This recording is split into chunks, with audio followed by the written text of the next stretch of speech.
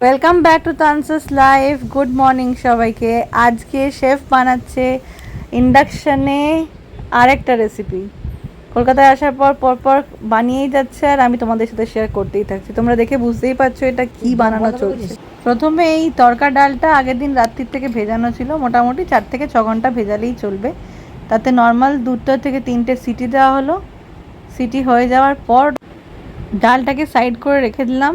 এরপরে ডিমটাকে ভুর্জি করে নেওয়া হচ্ছে।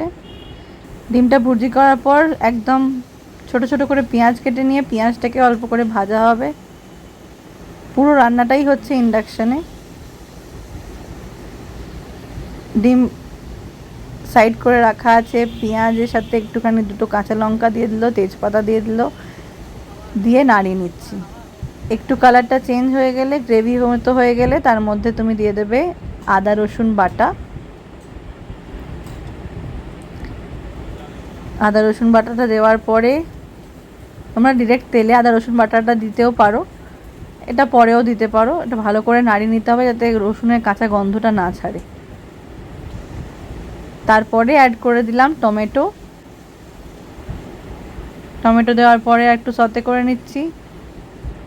এর মধ্যে এবার মশলাগুলো এক এক করে দিয়ে দেওয়া হবে। হলুদ গুঁড়ো, লঙ্কা গুঁড়ো, জিরে গুঁড়ো, ধনে গুঁড়ো। তড়কা মশলা দিতে চাইলে তড়কা মশলাও দিতে পারো, আমরা তড়কা মশলাটা অ্যাড করিনি। এতে টমেটো পিউরিও দিতে পারো আর স্বাদ মতো নুন দিতে হবে। নিয়ে ভালো করে মিক্স করে নিচ্ছি। অল্প অল্প করে জল অ্যাড করব। পেঁয়াজ থেকে যে জলটা বেরোবে সেটা তো আছেই, একদম অল্প জল অ্যাড করছি যাতে গ্রেভি মতো তৈরি হয়। এর মধ্যেই গন্ধটা ছাড়তে শুরু করেছে। এরপর ওই সেদ্ধ করে রাখা ডালটা একটুখানি নাড়িয়ে নেওয়ার পর দেখতেই পাবে পুরো কালারটা চেঞ্জ হয়ে যাবে। তখন একটু টেস্ট করে নিলাম। টেস্ট করার পর এবার ফাইনালি ডিমটা অ্যাড করা হবে। এবার ভালো করে নাড়িয়ে নিচ্ছি।